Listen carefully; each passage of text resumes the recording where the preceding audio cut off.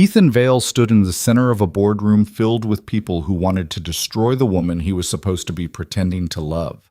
The cameras were rolling, the microphones were live, and Serena Whitmore, brilliant, ruthless, untouchable, was about to lose everything her family had built over 3 generations.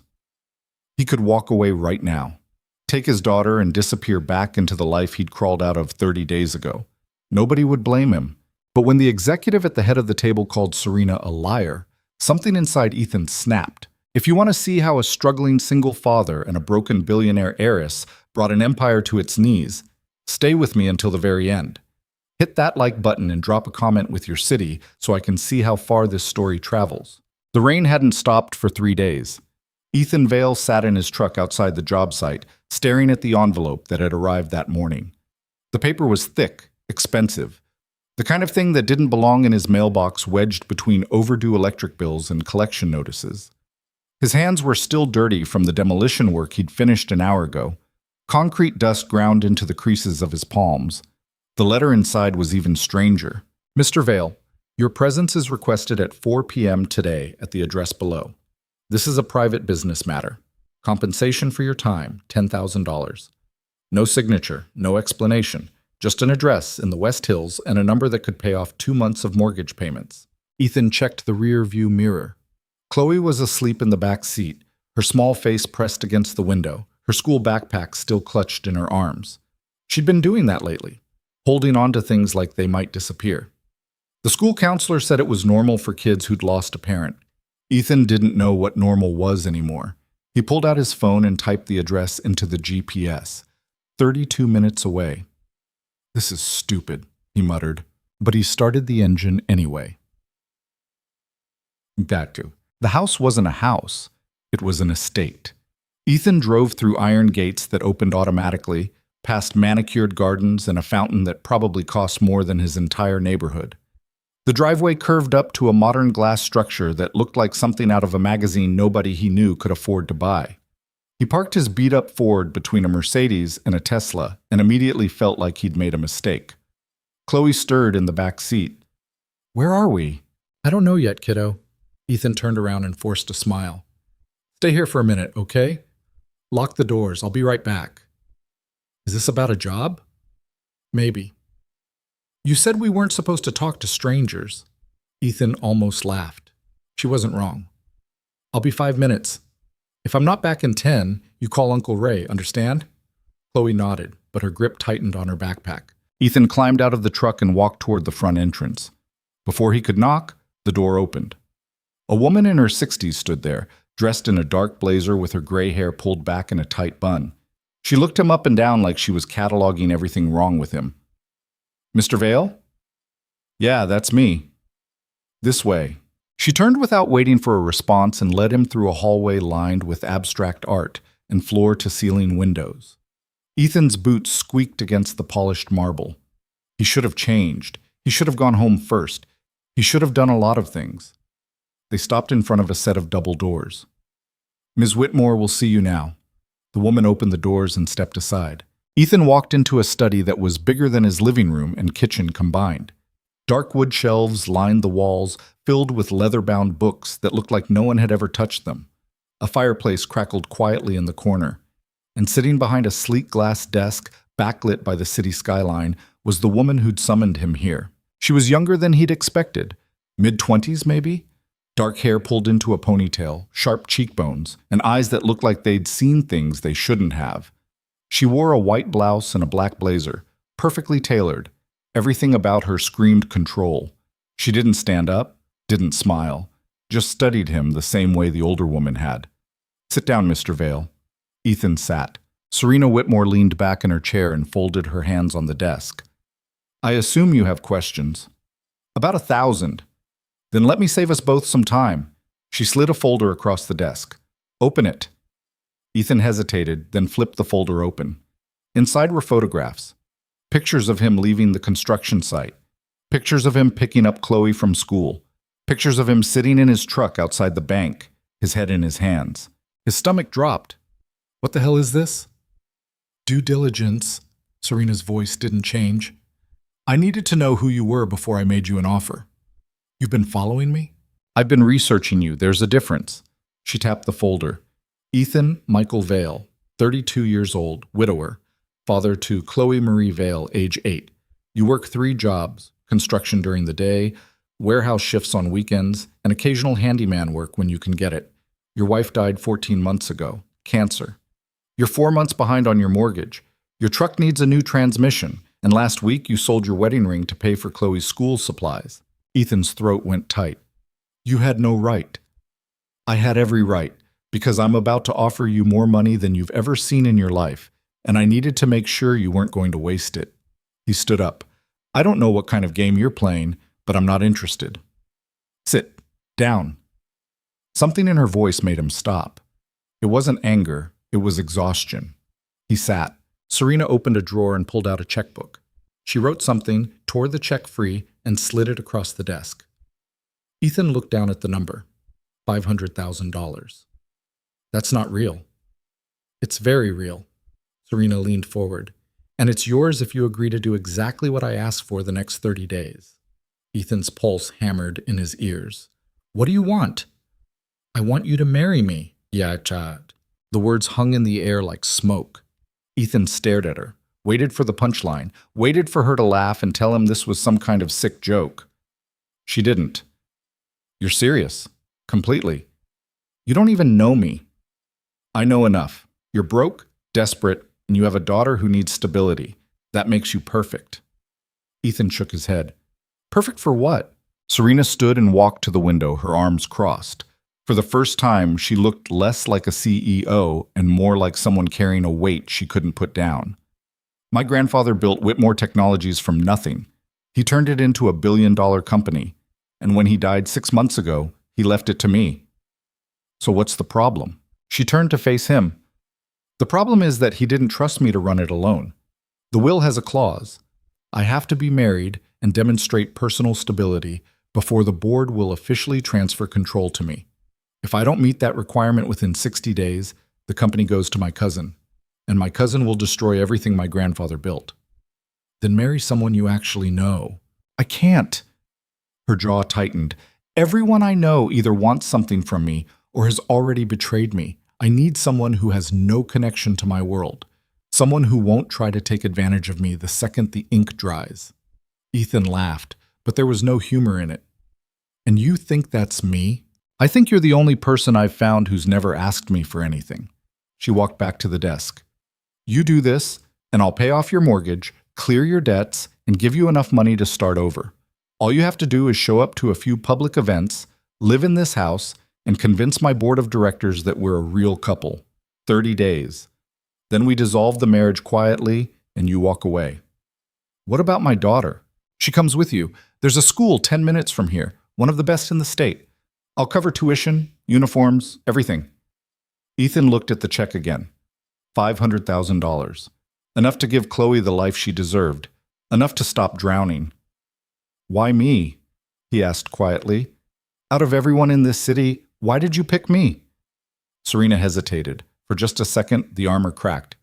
Because you look like someone who keeps his promises. Bam. Ethan didn't give her an answer that night. He drove home in silence while Chloe asked questions he didn't know how to answer. When they got back to the house, their real house, the one with peeling paint and a roof that leaked when it rained, he sat at the kitchen table and stared at the business card Serena had given him. Call me when you're ready. Chloe sat across from him, eating cereal for dinner because it was all they had left until payday. Dad? Yeah, kiddo? Was that lady nice? Ethan didn't know how to answer that. Serena Whitmore wasn't nice.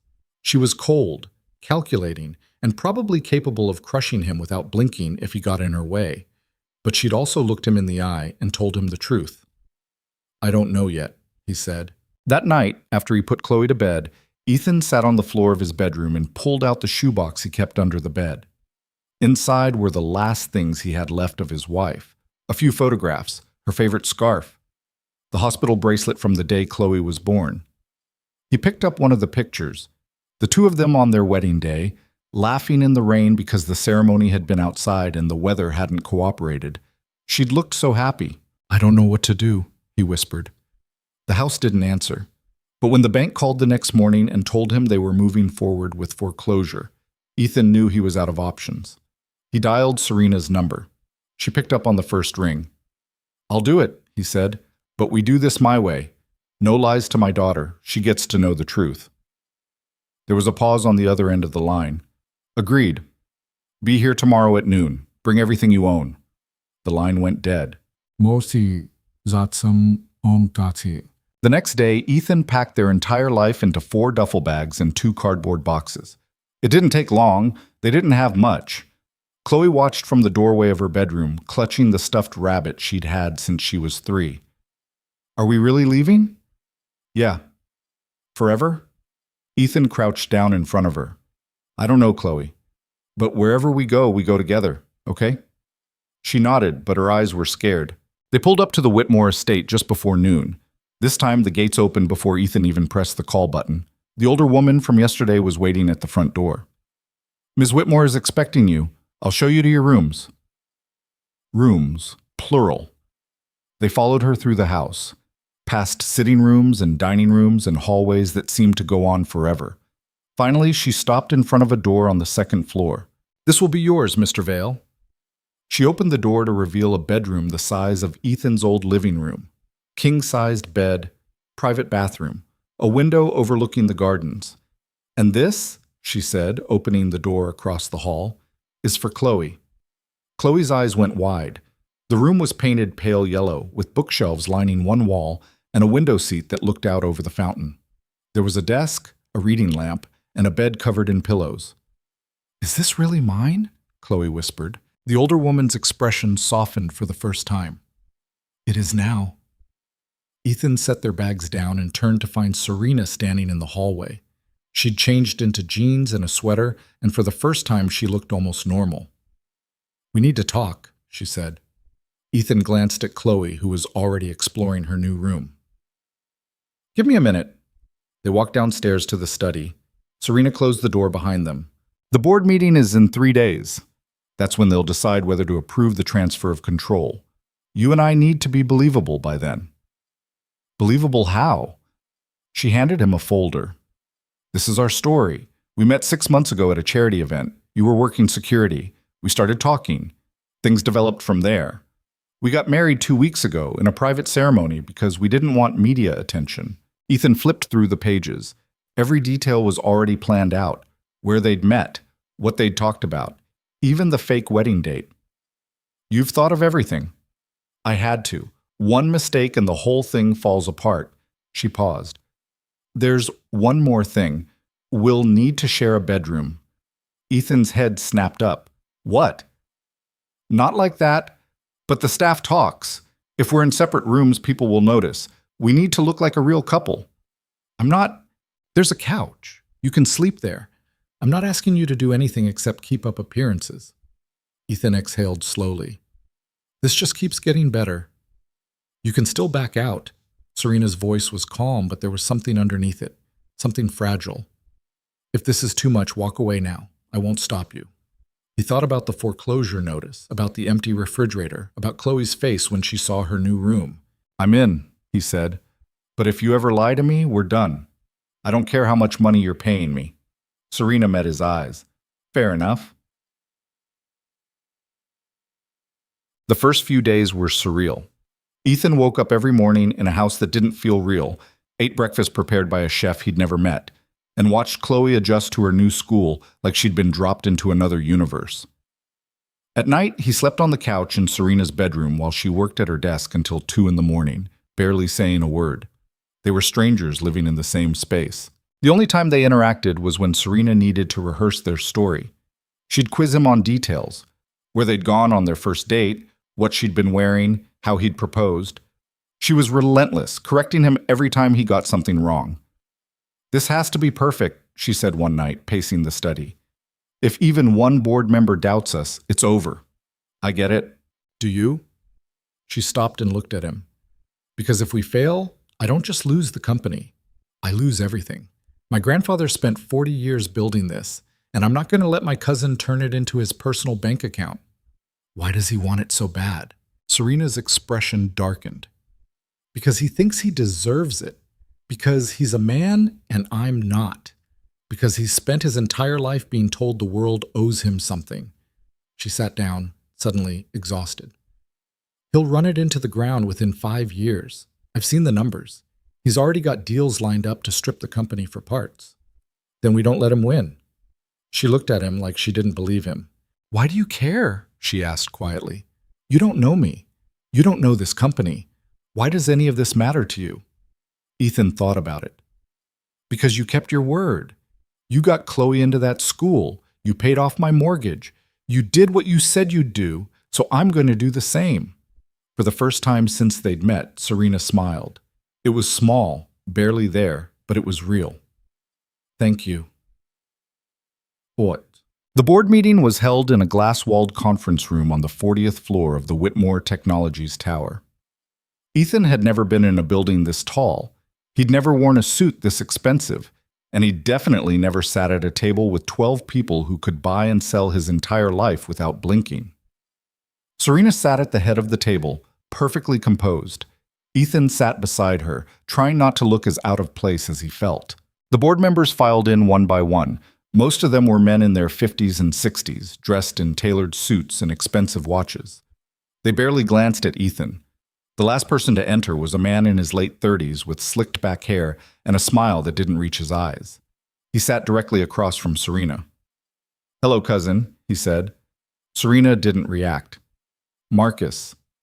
So this was the competition. Marcus leaned back in his chair, his eyes sliding to Ethan. "And you must be the husband I've heard so much about." "Ethan, was it?" "That's right." "Interesting. I don't remember seeing you at the wedding." "It was private." "How convenient." Marcus smiled. "Tell me, Ethan, what do you do for a living?" "I work construction." "Construction." Marcus let the word hang in the air. And how exactly did a construction worker meet someone like Serena? Serena cut in. "We met at a charity event. I've already explained this." "Right, the charity event. Funny, I don't remember you attending any charity events 6 months ago. You were too busy dealing with your ex-fiance's very public meltdown." The room went silent. Ethan glanced at Serena. Her face didn't change, but her knuckles were white where she gripped the armrest. "That's enough, Marcus," one of the older board members said. "I'm just asking questions. Isn't that what we're here for?" Marcus spread his hands. "Grandfather's will requires Serena to demonstrate stability, but it seems to me like she's rushed into a marriage with a complete stranger just to meet a deadline. That doesn't sound very stable." "I didn't rush into anything," Serena said evenly. "I married someone I trust, someone who doesn't have a history of embezzling funds or bribing competitors." Marcus's smile faltered. "Careful, Serena." "Or what? You'll leak more lies to the press? You'll try to turn the board against me again?" She leaned forward. "I've seen your contracts, Marcus. I know what you're planning to do with this company, and I'm not going to let it happen." The tension in the room was suffocating. One of the board members cleared her throat. "Perhaps we should move on to the formal vote." "Agreed," another said. Marcus sat back, his eyes never leaving Serena. "By all means. Let's vote."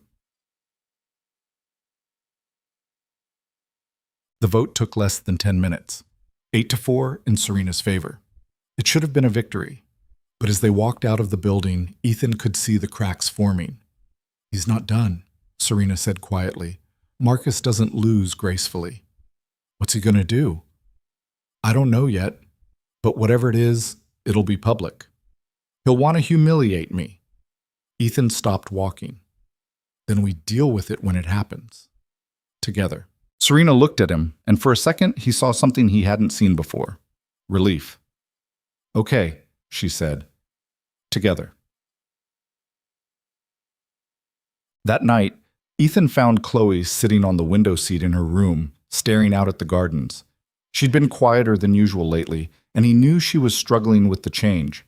He sat down beside her. "Hey, kiddo, you okay?" Chloe didn't answer right away. Then softly she said, "Do you like her?" "Who, Serena?" Chloe nodded. Ethan thought about it. "I don't know her well enough to say yet, but I think she's trying her best, just like we are." "She's sad." "What makes you say that?" "I don't know. She just looks sad, like she's waiting for something bad to happen." Ethan pulled Chloe into a hug. "Maybe she is, but that's not your job to fix, okay? You just worry about being a kid. Chloe leaned into him. I miss Mom. I know, me too. They sat there in silence, watching the city lights flicker in the distance. Chick. 2 weeks into the arrangement, something shifted. It started small. Serena began eating breakfast with them instead of working through it. She asked Chloe about school. She even laughed once when Chloe told a terrible joke about a dinosaur. And late at night, after Chloe was asleep, Serena and Ethan started talking. Not about the company or the board or the arrangement, just talking. I used to want to be a teacher, Serena said one night, sitting cross-legged on the floor of her bedroom while Ethan sorted through paperwork on the couch. What stopped you? My grandfather. He said teaching was a waste of potential, that I had a responsibility to the family legacy. She stared at the glass of wine in her hand. I don't think he ever asked me what I wanted. That's rough. It's just the way things were. You don't question it when you grow up in a family like mine. You just do what you're told and hope it's enough. Ethan set the papers aside. For what it's worth, I think you would have been a good teacher. She looked at him surprised. You don't even know me. I know you helped Chloe with her math homework last week, and I know she actually understood it for the first time in months. Serena smiled faintly. She's a good kid. Yeah, she is. They sat in comfortable silence for a while. Then Serena said, Can I ask you something? Sure. Do you regret this? Coming here? Ethan considered the question. A month ago, he would have said yes without hesitation. But now, watching Chloe thrive in her new school, seeing her smile again for the first time since her mother died. No, he said. I don't. Serena looked at him for a long moment. Then she nodded. Good. Okay. But nothing good ever lasted. 3 days before the end of the 30-day contract, Ethan woke up to his phone ringing. It was 6 a.m. He answered groggily. Hello? Mr. Vale, this is Rebecca Chow from the Portland Tribune. I'm calling to ask about your relationship with Serena Whitmore. Ethan sat up. What? We've received documents indicating that your marriage is part of a contractual agreement designed to help Ms. Whitmore secure her inheritance. Would you care to comment? His blood went cold. No comment. He hung up and ran to Serena's side of the room. She was already awake, her laptop open, her face pale. They know, she said. How? Marcus. It had to be him. She turned the screen toward him. The headline was already live. Billionaire heiress caught in fake marriage scandal. Ethan's stomach dropped. What do we do? Serena closed the laptop. Her hands were shaking, but her voice was steady. We fight back. The calls started before sunrise. Ethan's phone buzzed every 30 seconds. Reporters, bloggers, people he'd never heard of demanding answers he didn't have. He turned it off and went downstairs to find Serena already in the study, surrounded by 3 laptops and a stack of papers that looked like it had been printed in a hurry. She didn't look up when he walked in. We need a lawyer, a good one. Serena, and we need to prepare a statement, something that doesn't make us look like criminals. She scrolled through something on her screen, her jaw tight. The board is meeting in 2 hours, emergency session. Marcus called it. Of course he did. She finally looked at him. There were dark circles under her eyes. I'm sorry. I should have seen this coming. I should have been more careful. It's not your fault. It is. I dragged you into this. I dragged Chloe into this. And now your name is all over the internet next to mine. Ethan walked over and closed the laptop in front of her. Stop. Ethan, no. Listen to me. He crouched down so they were eye level. We knew this could blow up. We talked about it, and we decided to do it anyway. So whatever happens next, we deal with it together, like we said. Serena stared at him, and for a second he thought she might break, but she didn't. She just nodded and stood up. Okay, together.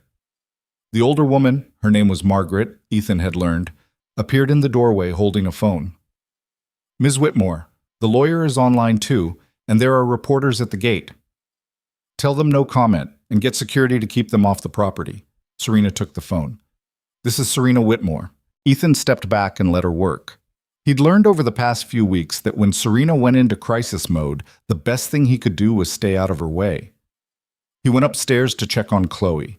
She was still asleep, curled up under the blankets with her stuffed rabbit tucked under her chin. Ethan sat on the edge of her bed and watched her breathe. She looked so small, so fragile, and he just put her in the middle of a media firestorm. "What the hell am I doing?" he whispered. Chloe stirred but didn't wake up. Ethan stood and quietly closed the door behind him. When he got back downstairs, Serena was off the phone and standing at the window, her arms wrapped around herself. "The lawyer says we have options. We can deny everything, claim the documents are forged, or we can get ahead of it and control the narrative." "What do you want to do?" "I don't know." She turned to face him. "If we deny it, and they prove we're lying, it's over. But if we admit it, Marcus wins anyway. The board will never approve the transfer now. So we're screwed either way." "Pretty much." Ethan rubbed his face. "There has to be something we're missing, some angle Marcus didn't think of." "Like what?" "I don't know, but guys like him always make mistakes. They get cocky. They think they've already won, and that's when they screw up." Serena looked at him like she wanted to believe him, but couldn't quite get there. "I hope you're right." Before Ethan could respond, Margaret appeared again. "Ms. Whitmore, you need to see this." She handed Serena a tablet. Ethan moved closer to look over her shoulder. It was a news segment. The anchor was a woman in her 40s with perfect hair and a voice dripping with false sympathy. The chyron at the bottom of the screen read, "Billionaires' Fake Marriage Exposed." Serena Whitmore, heiress to the Whitmore Technologies fortune, has been caught in what sources are calling a calculated deception, the anchor said. Documents obtained by this station show that Ms. Whitmore entered into a contractual agreement with Ethan Vale, a struggling construction worker, to pose as her husband in order to meet the requirements of her late grandfather's will. The screen cut to a photo of Ethan. It was old, grainy, taken from his driver's license. He looked exhausted in it, beaten down. Mr. Vale, a widowed father of one, was reportedly paid $500,000 to participate in the scheme. Sources close to the family say Ms. Whitmore became desperate after her engagement to financier Derek Ashford ended in scandal earlier this year. Serena's face went pale. "They brought up Derek." "Who's Derek?" "My ex-fiancé." Her voice was flat. "The one who tried to ruin me." The segment continued. Ms. Whitmore's cousin, Marcus Whitmore, released a statement this morning calling for her immediate resignation from the company's board of directors. He stated, and I quote, "My cousin has shown a complete disregard for the values our grandfather built this company on. She has lied to the board, lied to the public, and exploited a vulnerable single father for her own gain. This behavior is unacceptable." Ethan felt his temper spike. "Exploited? He's the one who, It doesn't matter." Serena took the tablet and set it down. "The story's out. Marcus is controlling it, and we're losing." She walked out of the room before Ethan could say anything else. He found her 20 minutes later in the garage, sitting on the hood of one of the cars with her head in her hands. He'd never seen her like this. Serena was always controlled, always 3 steps ahead, but right now she just looked tired. "You okay?" he asked. "No." Ethan climbed up and sat next to her. The garage was quiet, insulated from the chaos outside. For a moment, it almost felt normal. "Tell me about Derek," he said. Serena didn't look at him. "Why?" "Because if he's part of this, I need to know." She was quiet for a long time. Then she said, "We were together for 3 years. He was charming, ambitious, everything my grandfather wanted for me. We got engaged, started planning the wedding, and then I found out he'd been embezzling money from the company the entire time." Jesus. I confronted him. He denied it at first. Then he tried to spin it like I was the one who couldn't be trusted. He told my grandfather I was unstable, that I was making things up because I was jealous of his success. She laughed bitterly. My grandfather believed him. For weeks, he believed him over me. What changed his mind? I hired a forensic accountant, tracked every transaction, built a case so airtight even Derek couldn't talk his way out of it. She finally looked at Ethan. My grandfather confronted him. Derek admitted everything, and my grandfather had a heart attack 2 days later. Ethan's chest tightened. Serena. He never said it, but I know he blamed me. If I hadn't pushed so hard, if I just kept quiet and let Derek steal from us, maybe he'd still be alive. That's not true. Isn't it? Her voice cracked. My grandfather rewrote his will right before he died. He put in the marriage clause because he didn't think I could handle the company alone. He didn't trust me. And maybe he was right. Ethan didn't know what to say, so he just sat there, close enough that their shoulders were touching, and let the silence do the work. Finally, Serena wiped her eyes and slid off the hood of the car. I need to get ready for the board meeting. You should stay here with Chloe. No. She turned. Ethan, I'm going with you. You're not doing this alone. They're going to tear us apart in there. Then let them try. Serena stared at him, and something shifted in her expression, something that looked almost like hope. Okay, she said quietly. Let's go. The Whitmore Technologies building was surrounded by news vans when they arrived. Cameras flashed the second Serena stepped out of the car. Reporters shouted questions over each other, their voices blending into a wall of noise. Ms. Whitmore, did you pay Ethan Vale to marry you? Is it true you falsified documents? What do you say to accusations that you manipulated your grandfather's will? Serena didn't answer. She just kept walking, her head high, her expression unreadable. Ethan stayed close, one hand on her back, shielding her from the worst of it. Security escorted them through the lobby and into the elevator. The doors closed and the noise cut off like someone had flipped a switch. Serena exhaled slowly. Thank you. For what? For not running. The elevator climbed. Ethan watched the floor numbers tick upward and tried to ignore the knot in his stomach. He didn't belong here. He didn't know how to play these games. But he'd made a promise, and he wasn't going to break it now. The boardroom was already full when they walked in. The same 12 people from the first meeting, plus a few others Ethan didn't recognize. And sitting at the far end of the table, looking smug and entirely too comfortable, was Marcus. Serena, he said, his voice dripping with false concern. I'm glad you could make it. I wasn't sure you'd have the courage to show your face. Serena didn't rise to the bait. She took her seat at the head of the table, and Ethan sat beside her. One of the board members, an older man with white hair and a kind face, cleared his throat. Serena, I think we all know why we're here. The allegations in the press are serious. We need to understand what happened. I understand. Then perhaps you'd like to explain why you entered into a contractual marriage without disclosing it to the board? Serena folded her hands on the table. Because I didn't think it was relevant. Marcus laughed. Not relevant? You committed fraud to meet the terms of the will. I didn't commit fraud. The will required me to be married. It didn't specify the circumstances of that marriage. Oh, please. Marcus leaned forward. You paid a stranger to pretend to be your husband. That's not a marriage. That's a business transaction. And what's wrong with that? Serena's voice was calm, but there was steel underneath it. You've built your entire career on business transactions, Marcus. You've bribed competitors, manipulated contracts, and sold out employees to line your own pockets. So forgive me if I don't take moral advice from you. The room went silent. Marcus's smile faltered. You have no proof of that. Don't I? Serena opened her folder and slid a stack of documents across the table. These are financial records from the past 3 years. Offshore accounts, shell companies, payments to consultants who don't exist. You've been siphoning money from this company since before our grandfather died. Marcus's face went red. That's a lie. It's not. And every board member here now has a copy. Serena leaned back in her chair. So if you want to talk about fraud, let's start with yours. The room erupted. Board members flipped through the documents, their faces shifting from confusion to shock to anger. Marcus stood up, shouting over the noise, but no one was listening to him anymore. Ethan sat frozen, watching the whole thing unfold. He'd underestimated Serena. She wasn't just fighting back, she was burning the whole thing down. One of the board members, a woman in her 50s, stood up and pointed at Marcus. Is this true? Have you been stealing from us? I haven't stolen anything. Those documents are fake. They're not fake, another board member interrupted. I've been reviewing the quarterly reports for months. The discrepancies are all here. I just didn't know where to look. Marcus's jaw clenched.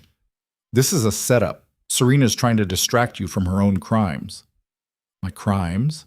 Serena stood. I married someone to meet the terms of a will. You embezzled millions of dollars. I think the board can decide which one of those is worse. The older man with the white hair stood as well. Marcus, I think you need to leave. You can't be serious. I am. Security will escort you out.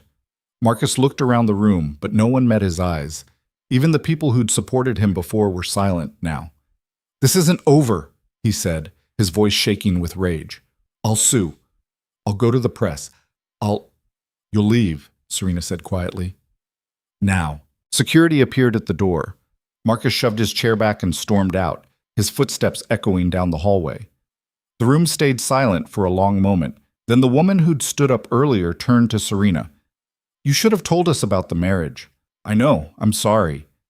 But you were right to expose Marcus. If these documents are accurate, he could have destroyed this company. Another board member nodded.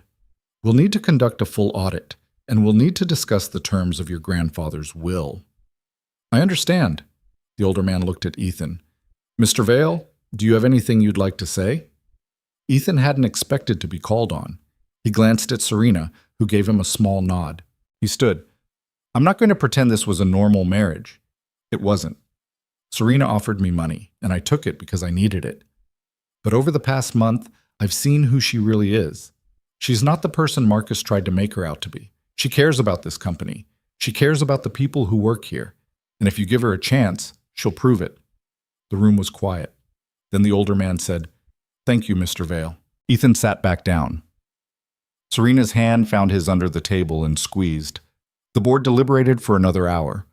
Ethan and Serena were asked to leave the room while they voted. They stood in the hallway, neither of them speaking, both of them too drained to do anything but wait. Finally, the door opened. The older man stepped out. His expression was unreadable. We've reached a decision, he said. The board has voted to approve the transfer of control to you, Serena, effective immediately. Serena's breath caught. What? We believe you've demonstrated the leadership and integrity this company needs. However, there will be conditions. You'll be required to undergo a full ethics review, and we'll be conducting an independent audit of all company finances. I understand. Thank you. The man nodded. Then he looked at Ethan. And Mr. Vale, for what it's worth, I believe you're a good man. I hope you and Serena can find a way to make this work. He walked away before Ethan could respond. Serena turned to Ethan, her eyes wide. We did it. You did it. No. She shook her head. We did it. Together. For the first time in weeks, she smiled. A real smile. The kind that made her look younger, less guarded. And Ethan realized with a sinking feeling that he was in trouble, because somewhere along the way, this had stopped being a business arrangement. They left the building through a back exit to avoid the press. The car ride home was quiet. Serena stared out the window, her mind clearly somewhere else. Ethan didn't push. He knew she needed time to process everything that had just happened. When they got back to the estate, Chloe was waiting in the foyer with Margaret. She ran to Ethan the second she saw him. Dad, are you okay? Margaret said there were people outside with cameras. I'm fine, kiddo. He picked her up even though she was getting too big for it. Everything's okay now. Chloe looked over his shoulder at Serena. Are you okay too? Serena hesitated, then she smiled. Yeah, I am. That night, after Chloe was in bed, Serena and Ethan sat in the study with a bottle of wine neither of them was really drinking. The adrenaline had worn off, leaving them both exhausted. I can't believe it's over, Serena said. Is it? The board approved the transfer. Marcus is gone. What else is there? Ethan set his glass down. The contract ends in 3 days. Serena went still. Right. We should probably talk about that. What's there to talk about? You fulfilled your end. I'll transfer the rest of the money and you and Chloe can go home. Is that what you want? She didn't answer right away. When she finally looked at him, her expression was guarded again. What I want doesn't matter. That's not true. Ethan, I'm not leaving unless you tell me to. He leaned forward. I know this started as a deal, but it doesn't feel like that anymore, not to me. And I don't think it feels like that to you either. Serena stood and walked to the window. You don't know what you're saying. I think I do. No, you don't. Her voice shook. You think you know me because we've spent a few weeks together, but you don't. You don't know what it's like to grow up in a family where love is conditional, where every relationship is a transaction, where people only want you for what you can give them. I'm not asking you for anything. You're asking me to trust you, and I don't know how to do that. Ethan stood and crossed the room. He stopped a few feet away from her, close enough to see the way her hands were shaking. Then don't, he said quietly. Don't trust me. Not yet. But don't push me away either. Just let me stay. Let me prove that I'm not like everyone else who's hurt you. Serena turned to face him, and for the first time he saw tears in her eyes. What if you can't? She whispered. Then I'll keep trying until I do. She stared at him for a long moment. Then, slowly, she nodded. Okay. The next morning, Ethan woke up on the couch to the sound of laughter. He sat up, disoriented, and followed the noise downstairs. In the kitchen, Chloe was sitting at the counter eating pancakes while Serena stood at the stove, flipping more onto a plate. They were talking about something. School, maybe, or a book Chloe had been reading. Serena looked different, lighter, like a weight had been lifted. Morning, Ethan said. Chloe grinned. Serena's making breakfast. I can see that. Serena glanced over her shoulder. There's coffee if you want it. Ethan poured himself a cup and sat down next to Chloe. He watched Serena move around the kitchen, humming softly to herself, and felt something settle in his chest. This was what home was supposed to feel like. Later that day, Serena got a call from her lawyer. Derek Ashford had been arrested. The forensic evidence she'd gathered months ago had finally been handed over to federal prosecutors, and they'd moved quickly. He's going to prison, the lawyer said, probably for a long time. Serena hung up and sat in silence for a while. Ethan didn't push. He just stayed close, waiting for her to say something. Finally, she said, I thought I'd feel relieved. You don't? I don't know. I just feel tired. Ethan reached over and took her hand. Then rest. She looked at him, and something in her expression softened. Thank you. For what? For being here. That night, Serena finally told Ethan the whole story. About her childhood, about the pressure to be perfect, about the way her grandfather had loved her but never quite trusted her. She talked about Derek, about the way he'd made her feel small and stupid for believing in him. And she talked about the fear that had lived in her chest for as long as she could remember, the fear that no one would ever love her for who she was. Ethan listened to all of it, and when she was done, he said, I'm sorry you went through that. It's not your fault. I know, but I'm still sorry. Serena leaned her head on his shoulder, and for the first time in her life, she let herself believe that maybe, just maybe, she wasn't as alone as she'd always thought. The contract expired on a Tuesday. Ethan woke up that morning knowing he should pack. The 30 days were up. The deal was done. Serena had already transferred the money. He'd checked his account 3 times just to make sure it was real. $500,000. Enough to start over. Enough to give Chloe everything she deserved. But when he opened the closet and looked at the duffel bags he'd brought with him a month ago, he couldn't make himself reach for them. Chloe was already awake, sitting at the kitchen table with a bowl of cereal and a book about marine biology. She looked up when he walked in. Morning, Dad. Morning. He poured himself coffee and sat down across from her. Sleep okay? Yeah. She turned a page. Did you know octopuses have 3 hearts? I didn't. And they can change color in less than a second. It's like they're magic. Ethan smiled, but his chest felt tight. A month ago, Chloe had barely spoken. She'd moved through the world like she was afraid of taking up space. Now she talked about octopuses and laughed at bad jokes and looked like a kid again.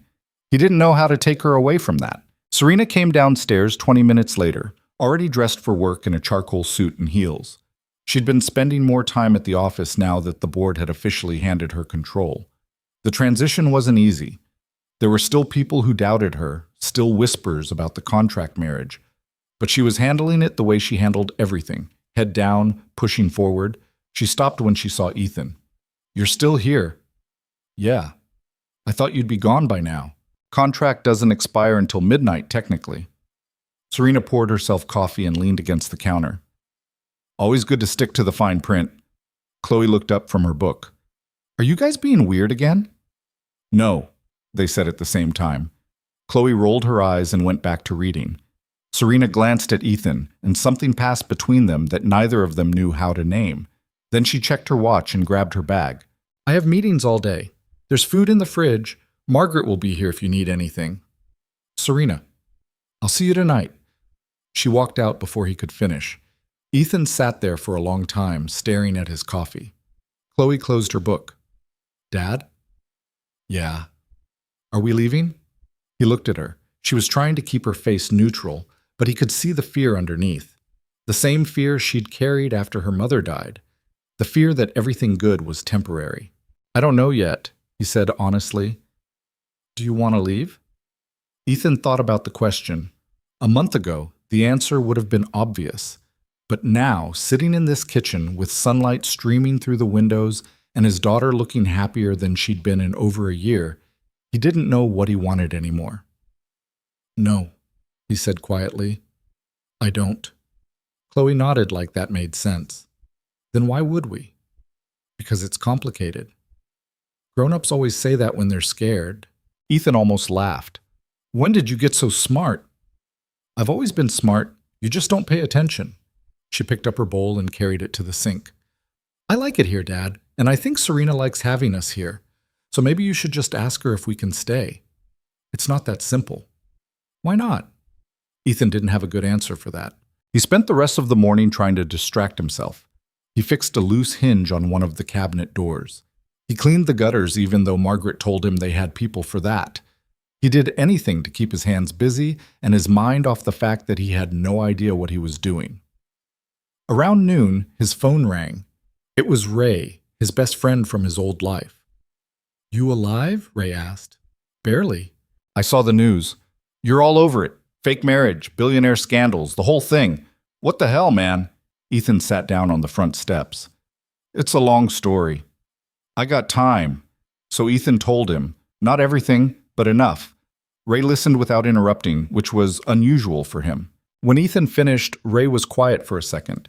Then he said, So let me get this straight. You married a rich woman to save your house. She paid you $500,000, and now you're in love with her? I didn't say I was in love with her. You didn't have to. I can hear it in your voice. Ethan rubbed his face. It doesn't matter. The contract's over. We're supposed to go back to our normal lives. Except you don't want to. No. Does she want you to leave? I don't know. She won't talk about it. Ray sighed. Man, you're an idiot. Thanks.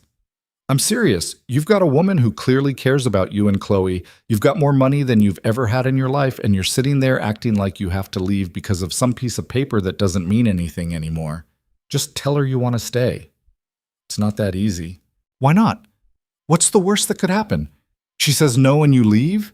You were already planning to leave anyway. At least this way you'll know. Ethan didn't respond. Ray softened. Look, I get it. After Sarah died, you shut down. You stopped letting people in because it hurt too much. But you can't live like that forever, man. Chloe needs to see you happy. And from what you've told me, this woman makes you happy. So stop overthinking it and just talk to her.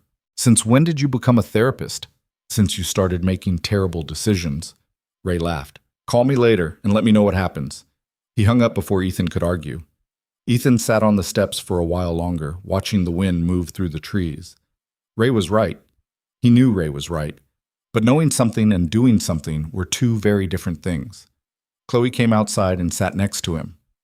You okay? Yeah, just thinking. About Serena? Ethan glanced at her. How do you always know? Because you get this look on your face when you're thinking about her. Like you're trying to solve a really hard math problem.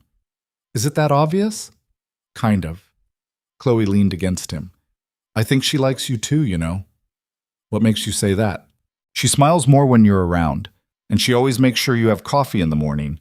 And yesterday when you were fixing the sink, she kept looking at you when she thought you weren't paying attention. Ethan's chest tightened. You're making that up. I'm not. I'm really observant. Chloe looked up at him. Are you scared? Of what? Of being happy again. The question hit harder than it should have. Ethan pulled her closer and kissed the top of her head. Maybe a little, he admitted. Mom wouldn't want you to be sad forever. I know. So maybe you should tell Serena how you feel. Ethan looked down at his daughter. This small, brave person who'd lost so much and still believed in things like honesty and second chances, and realized she was braver than he'd ever been. "When did you grow up?" he asked. "I've been grown up. You're just slow." He laughed, and it felt good, real. Serena didn't come home until after 8. Ethan heard the car pull up and watched through the window as she climbed out, her shoulders slumped, her face tired. She looked like she'd been carrying the weight of the world all day.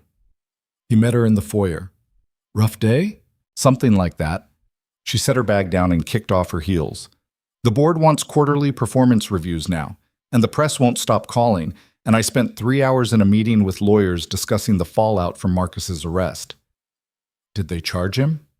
"Not yet, but they will. The evidence is too strong." She leaned against the wall. "I should feel good about that, but I just feel exhausted." "Come on." Ethan gestured toward the kitchen. "I made dinner." She blinked. "You made dinner?" "Don't sound so surprised. I can cook." "I didn't know that." "There's a lot you don't know about me." Something flickered in her expression, but she didn't say anything. She just followed him to the kitchen. Chloe was already at the table setting out plates. "Serena, Dad made spaghetti. It's really good." "I haven't tried it yet," Serena said, but she smiled. They sat down together, and for a while it was easy. Chloe talked about her science project. Serena told a story about one of the engineers at work who'd accidentally locked himself in a server room. Ethan listened and watched and tried to memorize the way this felt, the three of them sitting around a table like a family. After Chloe went upstairs to get ready for bed, Serena helped Ethan clean up. They worked in comfortable silence, falling into a rhythm they'd developed over the past few weeks. "Thank you for dinner," Serena said. "You don't have to thank me." "I know, but I want to." She dried the last plate and set it in the cabinet. "Ethan, we need to talk," he said at the same time. They both stopped. Serena looked at him. "You go first." Ethan set down the dish towel and turned to face her. His heart was pounding, but he forced himself to keep talking. "The contract's over. Technically, I should have left this morning, but I didn't, and I don't want to." Serena's expression didn't change. "Why not?" "Because this doesn't feel fake anymore. It hasn't felt fake for a while, and I think you know that." She looked away. "Ethan, I'm not asking you for anything. I'm not asking you to love me or trust me or make any promises. I just want to stay. Chloe's happy here. I'm happy here. And I think you're happy too, even if you won't admit it." Serena was quiet for a long time. When she finally spoke, her voice was barely above a whisper. "What if I can't do this?" "Do what?" "This. A real relationship. What if I don't know how?" Ethan stepped closer. "Then we figure it out together, just like we've been doing." She met his eyes, and he could see the fear there. The same fear he'd been carrying since Sarah died. The fear of losing someone again. The fear of letting someone in and watching them leave. "I'm terrified," she said. "Me too. What if we screw this up?" "Then we screw it up. But at least we'll have tried." Serena's breath caught. For a second, Ethan thought she might pull away, but instead she closed the distance between them and kissed him. It wasn't gentle. It wasn't perfect. It was desperate and messy and full of all the things they'd been too scared to say out loud. And when they finally pulled apart, both of them breathing hard, Serena rested her forehead against his. "Okay," she whispered. "Okay? Stay." Ethan wrapped his arms around her and held on like she might disappear if he let go. The next few weeks were strange. Good, but strange. Ethan stopped sleeping on the couch. They didn't talk about it. He just started staying on the other side of the bed, and Serena didn't object. It felt natural. Easy in a way nothing else in his life had felt in a long time. Chloe noticed immediately, of course. She didn't say anything, but Ethan caught her smiling when she thought he wasn't looking, like she'd known all along this was how things would end up. Work kept Serena busy. The board was still scrutinizing every decision she made, and the press hadn't let go of the contract marriage story. But she handled it with the same cold efficiency she brought to everything else. Ethan watched her navigate boardrooms and conference calls and realized just how strong she really was. But at home, she was different, softer. She laughed more. She let Chloe drag her into ridiculous games and didn't complain when Ethan cooked meals that were more experimental than successful. She was learning how to be a person instead of a CEO, and it was beautiful to watch. One Saturday, Serena surprised them both by suggesting they go to the coast for the day. Ethan had mentioned once that Chloe loved the ocean, and Serena had apparently been listening. They drove 2 hours to a small beach town Ethan had never heard of. The weather was cold and gray, but Chloe didn't care. She ran toward the water the second they arrived, her laughter cutting through the sound of the waves. Ethan and Serena walked along the shore, close enough that their hands kept brushing. "This was a good idea," Ethan said. "I have them occasionally." He smiled. "How are you doing?" "Really?" Serena was quiet for a moment. "I don't know. Some days I feel like I'm finally in control. Other days I feel like everything's about to fall apart." "That's normal." "Is it?" "Yeah, you've been through hell. You're allowed to feel shaky." She stopped walking and looked out at the water. "I keep waiting for the other shoe to drop. For something to go wrong. For you to realize this was a mistake." "It's not a mistake." "How do you know?" Ethan turned her to face him. "Because I've spent the last month watching you. And I know you're scared, but I also know you're one of the strongest people I've ever met, and I'm not going anywhere." Serena's eyes filled with tears, but she didn't let them fall. "You can't promise that." "I can, and I am." She shook her head, but she was smiling. "You're impossible. You like impossible." "Maybe I do." Chloe ran up to them, soaking wet and holding a piece of driftwood. "Look what I found." Serena crouched down to examine it. "That's beautiful. What are you going to do with it?" "I don't know yet. Maybe I'll make something." Chloe looked between them. "Are you guys being mushy again?" "No," Ethan said. "Definitely not," Serena added. Chloe grinned. "Liars." She ran back toward the water and Ethan and Serena followed. They spent the rest of the afternoon building sandcastles that kept getting washed away and collecting shells that Chloe insisted were treasures. And for the first time in longer than Ethan could remember, he felt like he was exactly where he was supposed to be. But peace never lasted. 2 weeks later, Ethan got a call from his old landlord. The house, the one he'd almost lost to foreclosure, had been broken into. Someone had smashed the windows and spray-painted the walls. The police were calling it vandalism, but Ethan knew better. He drove out to see it alone. The house looked worse than he'd imagined. Broken glass littered the front yard. The door had been kicked in, and scrawled across the living room wall in red paint were the words, "Gold Digger." Ethan stood in the middle of the wreckage and felt his stomach turn. His phone rang. It was a number he didn't recognize. "Hello?" "Mr. Vale." The voice was smooth, familiar. "Marcus." "I hope you're enjoying your new life." Ethan's grip tightened on the phone. "What do you want?" "I want you to understand something. You think you've won because Serena got the company, but you haven't. I'm going to make sure everyone knows exactly what kind of man you are. A nobody who sold himself to the highest bidder." "You're pathetic," Marcus laughed. "Am I, or are you? You're living in my cousin's house, spending her money, pretending to be something you're not. How long do you think that's going to last? How long before she gets bored and throws you out?" "She's not like you." "No, she's worse. She's manipulative and cold and incapable of loving anyone. And when she's done with you, she'll destroy you just like she destroyed me." Ethan hung up. He stood there for a long time, staring at the graffiti on the wall. Part of him wanted to believe Marcus was wrong. But another part, the part that still didn't understand why someone like Serena would want someone like him, couldn't stop hearing the words echo in his head. When he got back to the estate, Serena was waiting in the study. She took one look at his face and stood up. "What happened?" "Someone trashed my old house." Her expression hardened. "Marcus?" "Probably." "I'll call the police. I'll call my lawyer." "It doesn't matter." Ethan sat down, suddenly exhausted. "He's right, you know." "About what?" "About me. I'm nobody. I sold myself for money. And now I'm living in your house, spending your money, pretending like I belong here." Serena crossed the room and knelt in front of him. "Stop. It's true. It's not. You're here because I asked you to stay, because I want you here, not because of the contract, not because of the money, because of you." Ethan looked at her. "How do you know you won't get bored? How do you know this isn't just some phase?" "I don't." Her voice was steady. "But I'm willing to take that risk." Are you? He didn't answer right away. Because the truth was, he didn't know. He'd been hurt before. He'd lost before. And the idea of going through that again terrified him.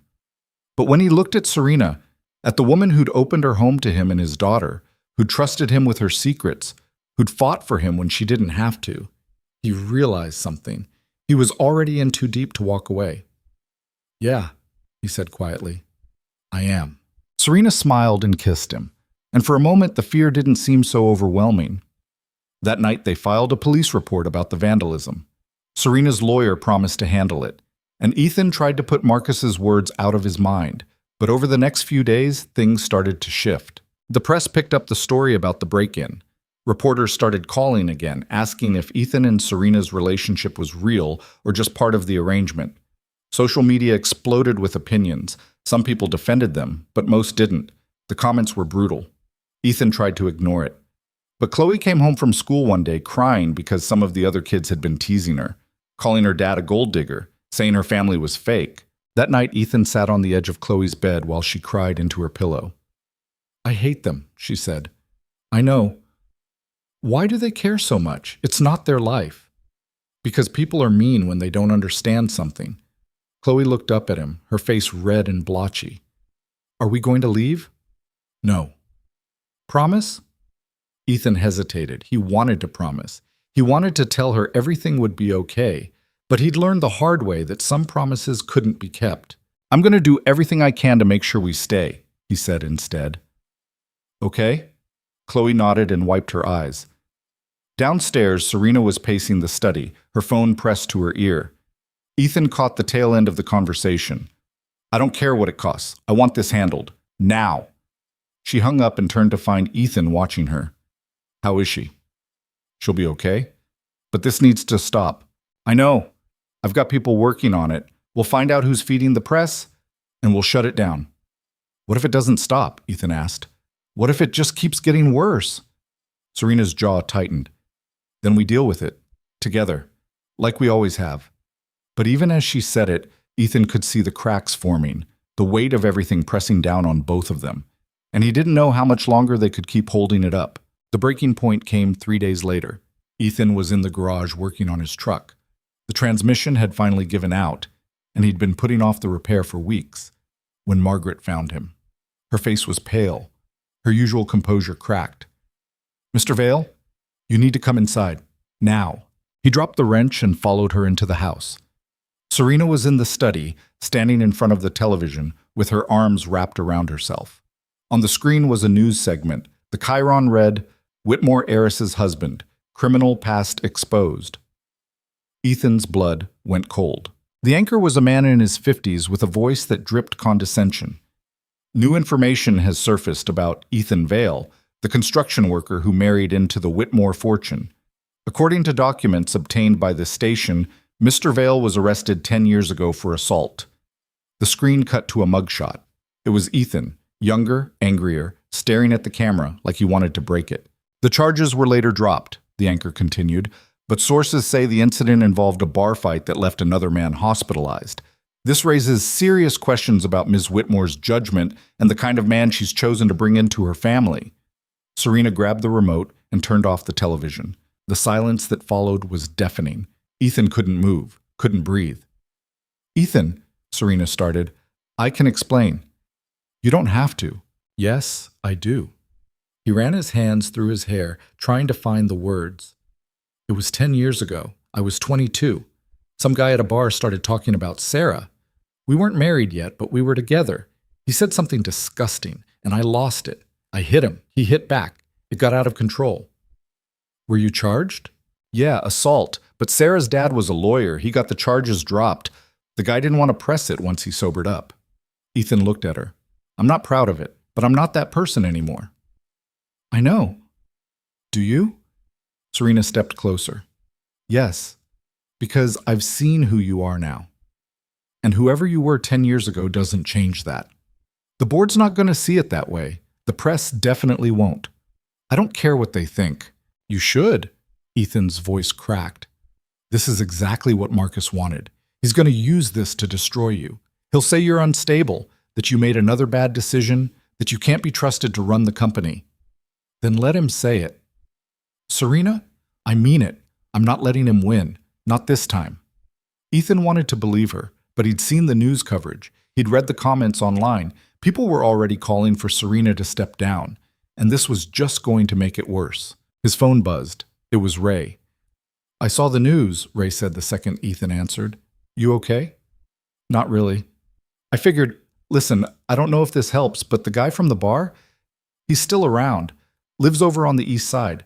I ran into him a few months ago. He said he felt bad about the whole thing. Said he was drunk and running his mouth and you were just defending your girl. Ethan closed his eyes. That doesn't matter now. Maybe it does. Maybe he'd be willing to go on record, set the story straight. I don't know, Ray. Just think about it. You've got people who'll vouch for you. You're not in this alone. Ethan hung up and looked at Serena. She was already on her phone, typing furiously. I'm calling a press conference, she said. What? No. We need to get ahead of this. If we don't control the narrative, Marcus will. A press conference is just going to make it worse. So what do you want to do? Hide? Pretend it didn't happen? She set her phone down and faced him. I've spent my entire life letting people tell me who I am and what I'm worth. I'm done with that. If they want to judge us, fine, but they're going to hear the truth first. And what is the truth? That you made a mistake a decade ago, that you've spent every day since then trying to be a better person, that you're a good father and a good man, and I don't care what anyone else thinks. Ethan's throat tightened. Why are you doing this? Because I love you. The words hung in the air between them.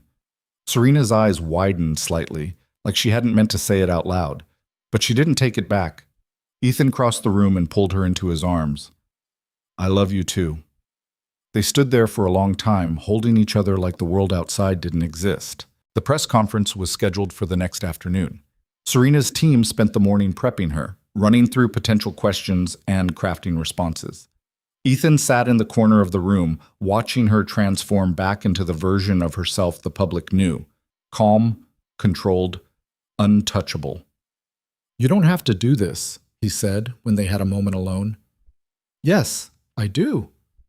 It's going to be brutal. I know. She adjusted her blazer and met his eyes. But so is walking away. And I'm not doing that. The press conference was held in one of the conference rooms at Whitmore Technologies. Reporters packed the space, cameras lined the back wall, and the air buzzed with anticipation. Ethan stood off to the side with Serena's lawyer, his stomach in knots. Serena walked to the podium like she was walking into battle. Thank you all for coming, she began. Her voice was steady, clear. I know there's been a lot of speculation about my personal life over the past few weeks, so I'm here to set the record straight. The room went silent. Ethan Vale and I entered into a contractual marriage to fulfill the terms of my grandfather's will. That's true. But what started as a business arrangement became something real. Ethan is my husband, not because a piece of paper says so, but because I choose him every day. A reporter in the front row raised her hand. Ms. Whitmore, are you aware of Mr. Vale's criminal history? I am. And I'm also aware that the charges were dropped and that the incident occurred over a decade ago. Ethan made a mistake when he was young. He's owned that mistake and moved on. I wish the people watching this could do the same. Another reporter stood. But doesn't this raise concerns about your judgment? First the contract marriage, now this. How can the board trust you to lead the company? Serena's expression hardened. The board can trust me because I've proven myself. I've increased revenue by 20% in the last quarter. I've secured 3 major contracts that my cousin walked away from.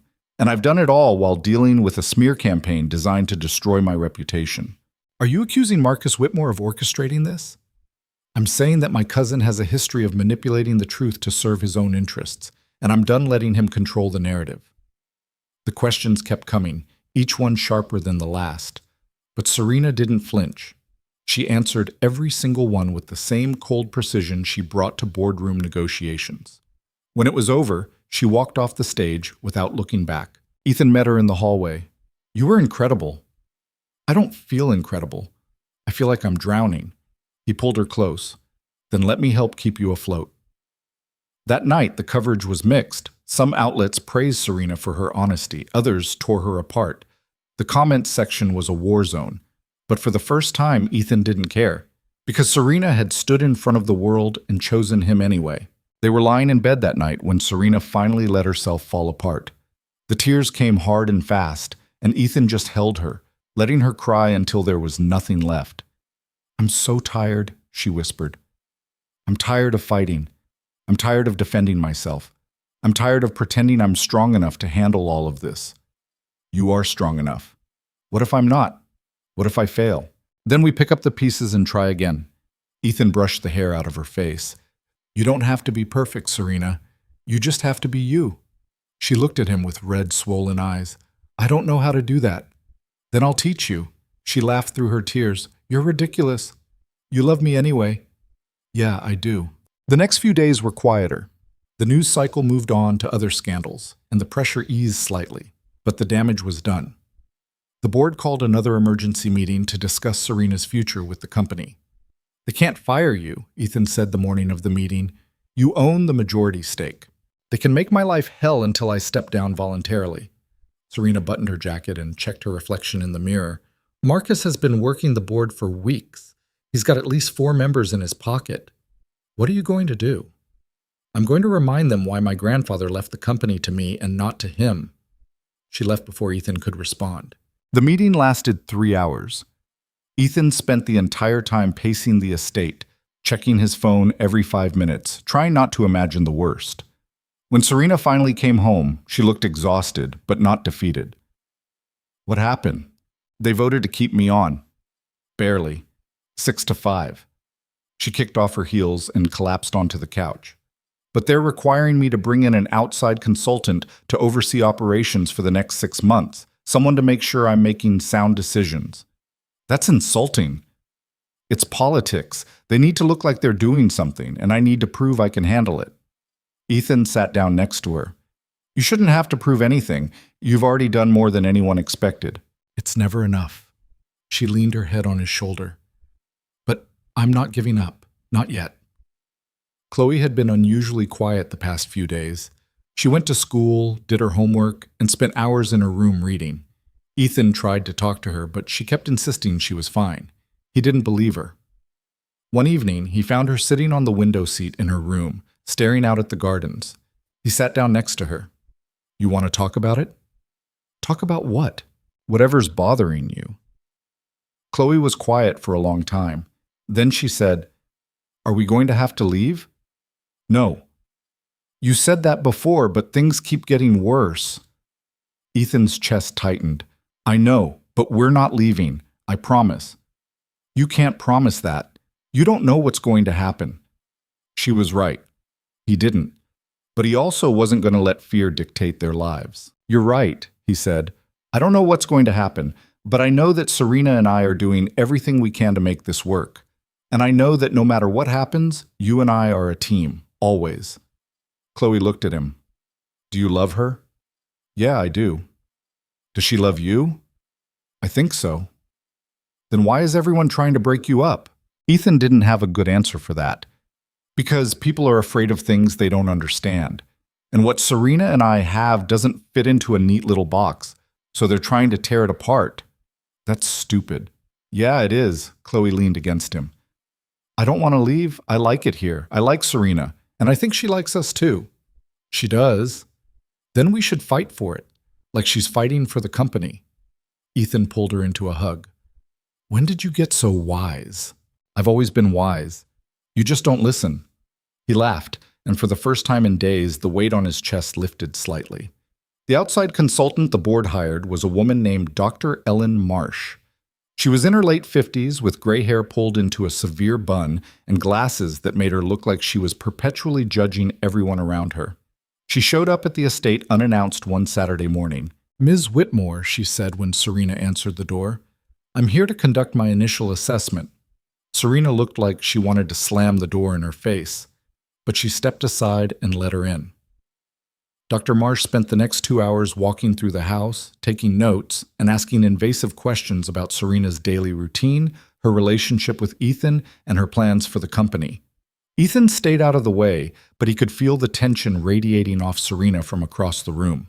When Dr. Marsh finally left, Serena locked the door and leaned against it. "I hate her. She's just doing her job. Her job is to find reasons to discredit me. I saw the way she looked at you, like you're some kind of con artist. Let her think what she wants. We know the truth. Serena pushed off the door and started pacing. This is never going to end. Marcus is going to keep pushing until I break. Then don't break. Easier said than done. Ethan caught her hand and pulled her to a stop. Listen to me. You're the strongest person I know. You've survived a toxic family, a manipulative ex, and a cousin who's tried to destroy you at every turn. You're not going to let some consultant take you down. What if she finds something? What if she digs into our past and finds more dirt we don't even know about? Then we deal with it, together. Serena searched his face, looking for doubt. But Ethan didn't have any left. He was all in, and he wasn't going anywhere. Over the next few weeks, Dr. Marsh became a constant presence. She sat in on board meetings, reviewed financial reports, and interviewed employees. And every time Serena made a decision, Dr. Marsh questioned it.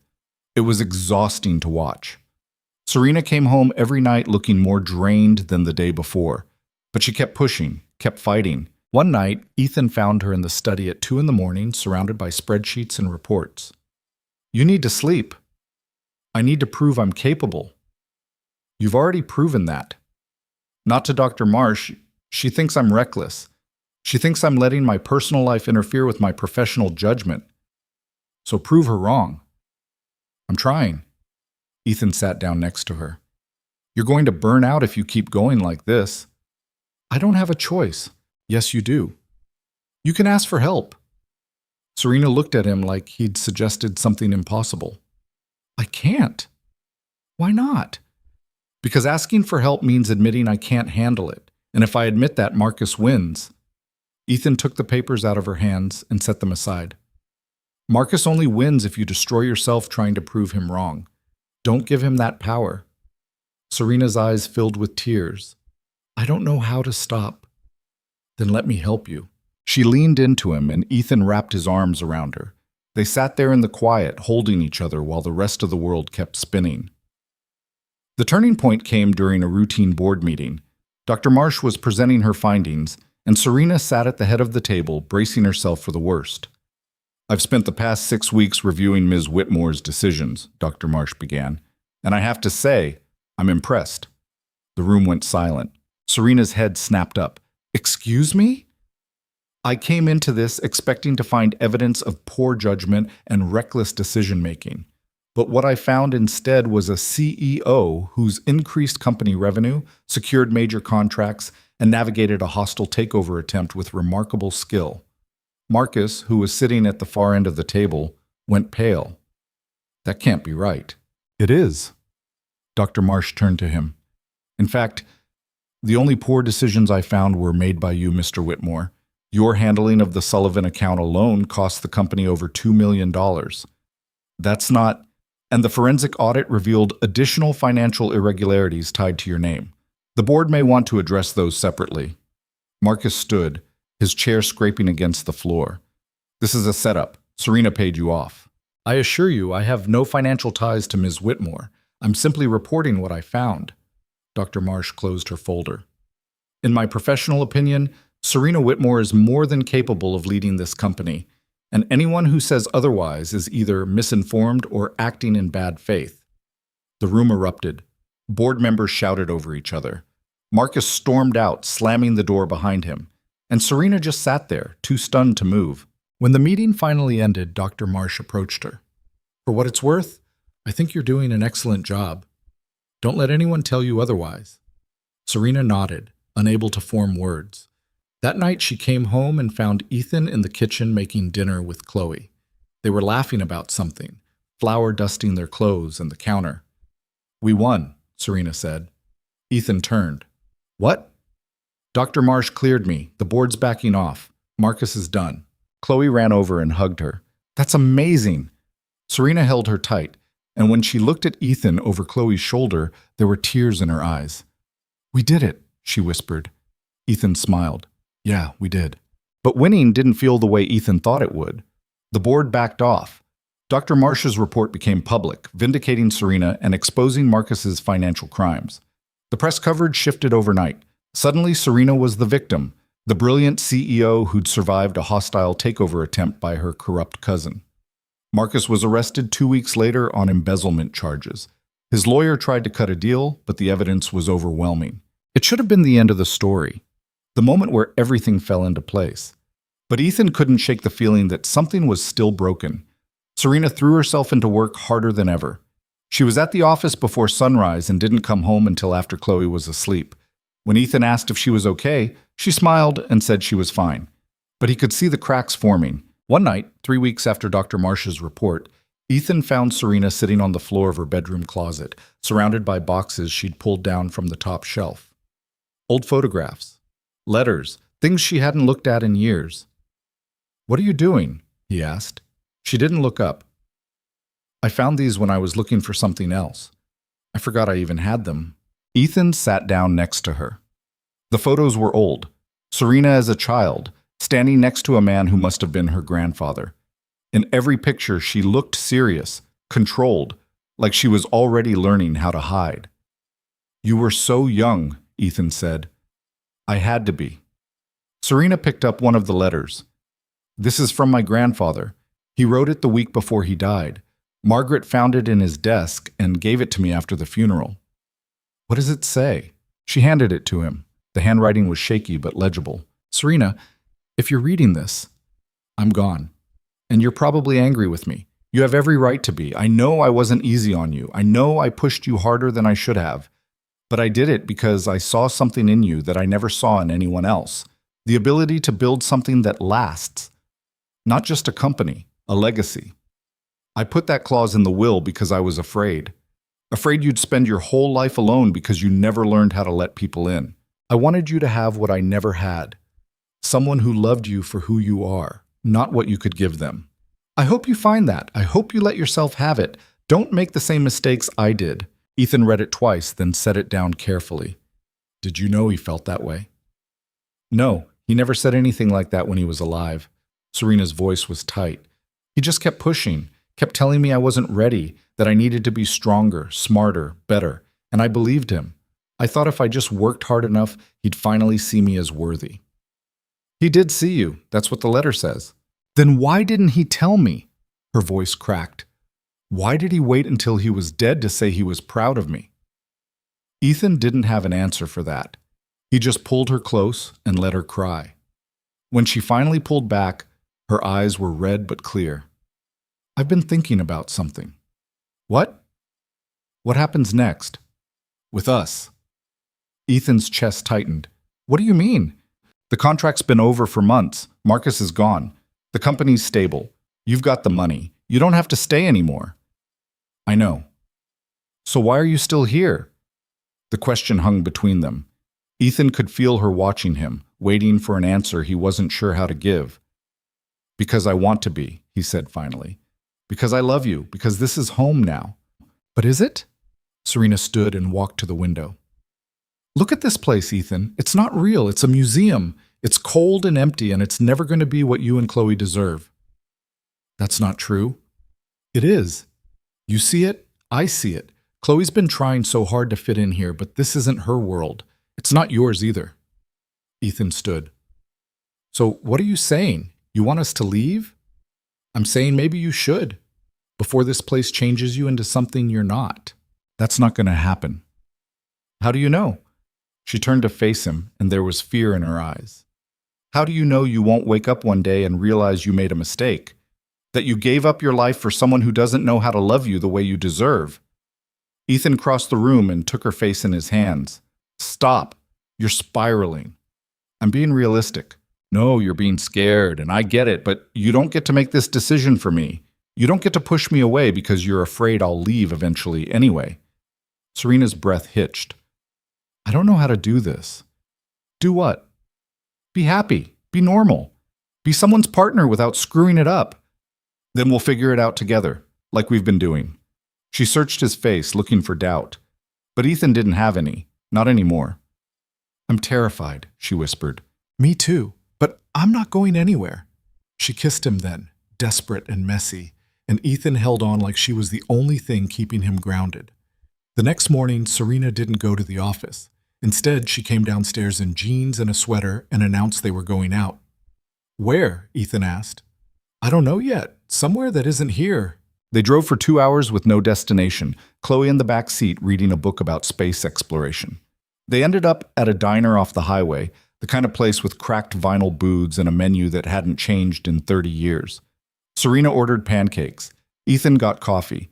Chloe asked for a milkshake, even though it was barely 10 in the morning.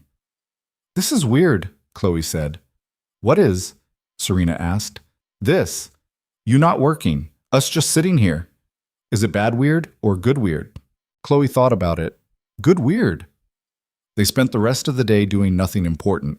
They walked through a town Ethan had never heard of, browsed a bookstore that smelled like dust and paper, and sat by a lake watching ducks fight over breadcrumbs. It was ordinary, unremarkable, and it was the best day Ethan could remember in a long time. On the drive home, Chloe fell asleep in the back seat. Serena reached over and took Ethan's hand. Thank you, she said. For what? For reminding me what it feels like to just exist. I forgot. Ethan squeezed her hand. We should do this more often. Yeah, we should. But when they got back to the estate, reality was waiting for them. Margaret met them at the door, her face tight with concern. Ms. Whitmore, there's someone here to see you. She said it's urgent. Who? She didn't give her name, but she said she's Derek Ashford's sister. Serena went pale. The woman was waiting in the study. She was in her early 30s, dressed in a business suit, with dark hair pulled back in a ponytail. She stood when Serena walked in. Miss Whitmore, I'm Rebecca Ashford. Serena's jaw tightened. What do you want? I want to apologize. That wasn't what Ethan had expected. From the look on Serena's face, she hadn't either. For what? Serena asked carefully. Rebecca took a breath. For my brother. For what he did to you. I know an apology doesn't fix anything, but I needed you to hear it.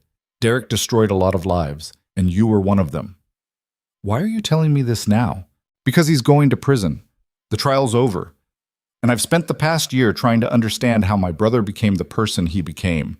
I went through his files, his emails, everything, and I found proof that he was planning to destroy you long before you found out about the embezzlement.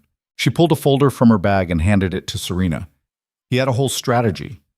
Undermine your credibility, turn your grandfather against you, isolate you from anyone who might support you. He was obsessed with taking everything from you. Serena opened the folder. Her hands were shaking. Why? She asked quietly. Because he was jealous. You were smarter than him, more capable, and everyone knew it. He couldn't handle that, so he tried to break you instead. Serena closed the folder and set it down. Thank you for bringing this to me. Rebecca nodded. I also wanted you to know that I testified against him. I gave the prosecutors everything I found. He's not getting out for a long time. Good. Rebecca hesitated. For what it's worth, I think you're incredibly brave. What you've built, what you've survived, most people wouldn't have made it through that. Serena didn't respond.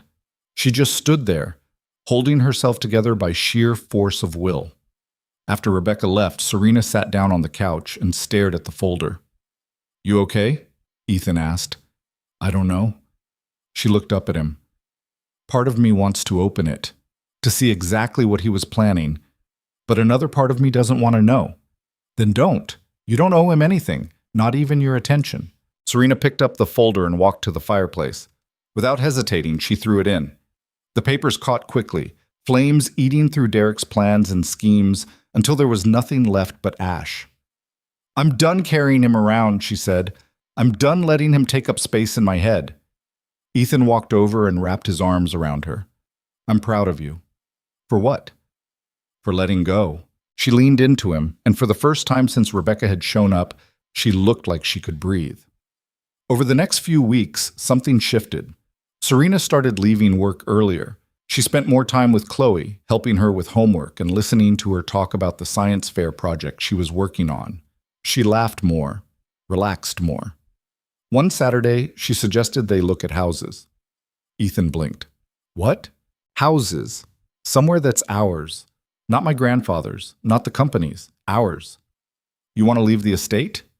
I want to build something new, something that doesn't come with Ghost. They spent the afternoon driving through neighborhoods, looking at properties that ranged from small and cozy to massive and impractical. Chloe had opinions on all of them, most of which involved whether or not there was room for a dog.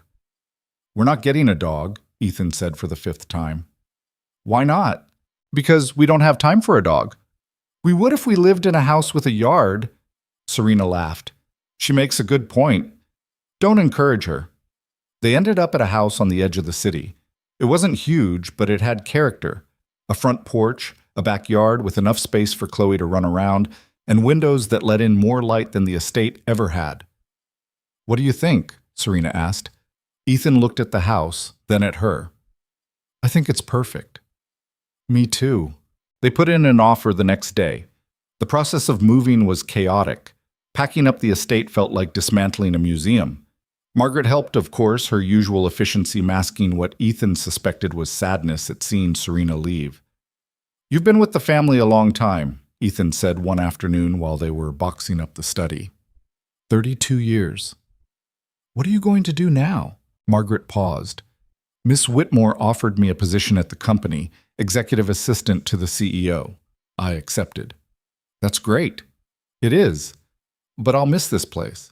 For all its faults, it was home." Ethan looked around the study, at the shelves filled with books no one read, the fireplace that had witnessed more arguments than conversations, the windows that looked out over gardens too perfect to feel real. "It was never home," he said quietly. "It was just a place where people lived." Margaret smiled. "Perhaps you're right." They moved into the new house on a rainy Thursday in November. It was smaller, louder, and infinitely warmer than the estate. Chloe claimed the bedroom with the window seat. Serena set up a small office in what used to be a dining room. And Ethan finally had a garage where he could work on his truck without feeling like he was trespassing. The first night in the new house, they ordered pizza and ate it on the floor because they hadn't unpacked the furniture yet. Chloe talked non-stop about decorating her room. Serena made a list of things they needed to buy. And Ethan just sat there, taking it all in. "This is good," Serena said quietly. "Yeah," Ethan agreed. "It is." Later that night, after Chloe was asleep, Serena and Ethan sat on the back porch with a bottle of wine. Neither of them was really drinking. The rain had stopped, and the air smelled clean. "I've been thinking about something," Serena said.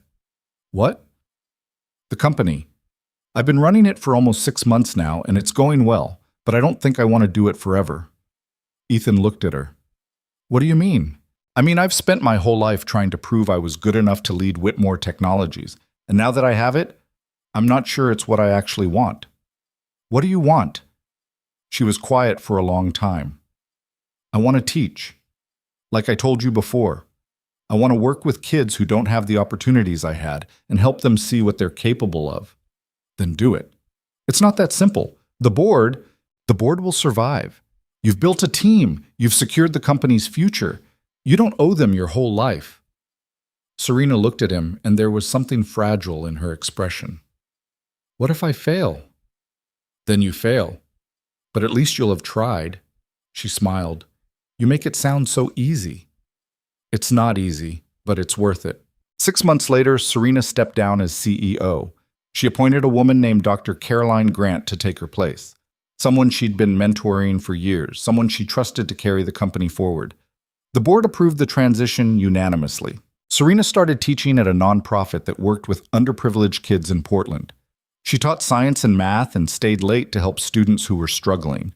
She came home exhausted every day, but it was a different kind of tired. The kind that came from doing something that mattered. Ethan went back to construction, but on his own terms. He started a small contracting business, hiring guys from his old neighborhood who needed work. It wasn't glamorous, but it was honest, and it gave him the flexibility to be there for Chloe when she needed him. Chloe thrived. She made friends at her new school, joined the robotics club, and stopped clutching her stuffed rabbit like it was a life raft. She still had bad days, days where she missed her mom so much it hurt, but they were fewer and farther between. One Saturday afternoon, Ethan was in the garage working on a cabinet when Chloe came in with a flyer. "Dad, look, the school's having a science fair. Can I enter?" "Of course. I want to build a model of the solar system with lights and everything. That sounds amazing. We can go to the hardware store this weekend and get supplies. Chloe grinned. Can Serena help too? I'm sure she'd love to. That night, the three of them sat at the kitchen table sketching out plans for the project. Chloe explained her vision in excruciating detail while Serena took notes, and Ethan pointed out which parts were structurally impossible. We can make it work, Serena said. We'll just have to get creative. Chloe looked between them. You guys are the best. Ethan's throat tightened. Yeah, kiddo. We kind of are. Later, after Chloe went to bed, Ethan found Serena standing in the doorway of their bedroom, staring at the bed like she was seeing it for the first time. What's wrong? He asked. Nothing's wrong. I was just thinking. About what? About how different everything is now. A year ago, I was living in that estate, terrified of losing the company, convinced I'd spend the rest of my life alone. And now I'm here. With you. With Chloe. Teaching kids about science and coming home to a house that actually feels like home. Ethan walked over and wrapped his arms around her. Regret it? Not for a second. Good. Because I don't either. She turned in his arms and looked up at him. I love you, Ethan Vale. I love you too. They stood there for a while, just holding each other, and Ethan realized something he hadn't let himself believe for a long time. This was it. This was the life he was supposed to have. Not perfect, not easy, but real, and worth fighting for. The science fair was held on a Thursday evening in the school gym. Chloe's solar system took up an entire table, complete with LED lights and a motorized sun that spun slowly. She'd worked on it for weeks, and it showed. Parents and teachers wandered through the displays, asking questions and taking pictures. Chloe stood next to her project, explaining how she'd built it to anyone who would listen. She was confident, articulate, and completely in her element. Serena squeezed Ethan's hand. She's incredible. She gets it from her mom. And her dad. When the judges announced the winners, Chloe took second place. She was disappointed for about 30 seconds, then decided second place was still pretty good. On the drive home, she talked nonstop about next year's project. I'm thinking something with robotics, or maybe chemistry. Do you think we could build a volcano?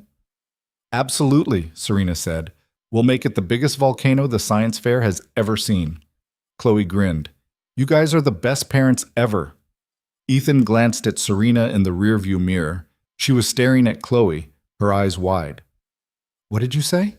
Serena asked quietly. Chloe blinked. I said you guys are the best parents ever. Is that okay? Serena's eyes filled with tears. Yeah, kiddo, that's more than okay.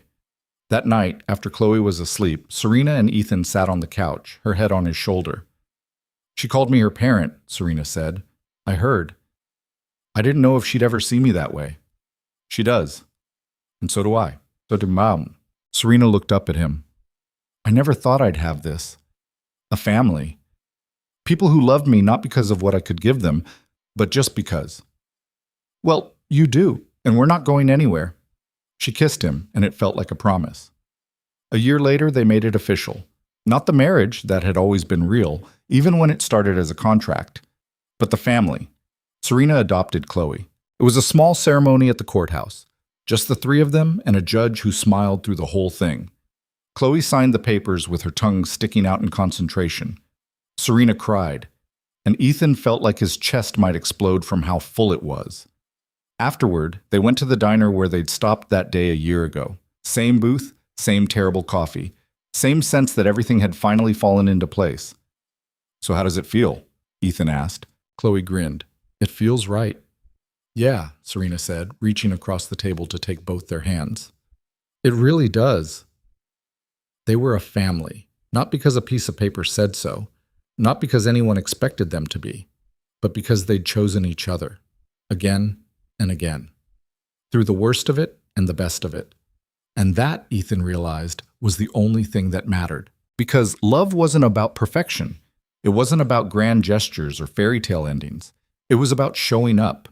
It was about holding on when things got hard and choosing to stay even when leaving would have been easier. It was about three broken people finding each other in the wreckage and deciding to build something new. And as Ethan sat there, watching his daughter laugh and his wife smile, He understood something he'd been too scared to believe before. They were going to be okay. Not because everything was perfect, but because they had each other. And that was enough. The years that followed weren't perfect, but they were theirs. Ethan's contracting business grew slowly but steadily. He hired 5 employees by the end of the second year, most of them guys from his old neighborhood who just needed someone to give them a chance. They worked on small projects at first, renovating kitchens, building decks, fixing roofs that had been patched too many times. But word spread, and soon they were getting calls from across the city. Serena's nonprofit expanded too. What started as an after-school program turned into a full scholarship initiative. She partnered with local businesses, secured grants, and personally funded dozens of students who wouldn't have had a shot at college otherwise.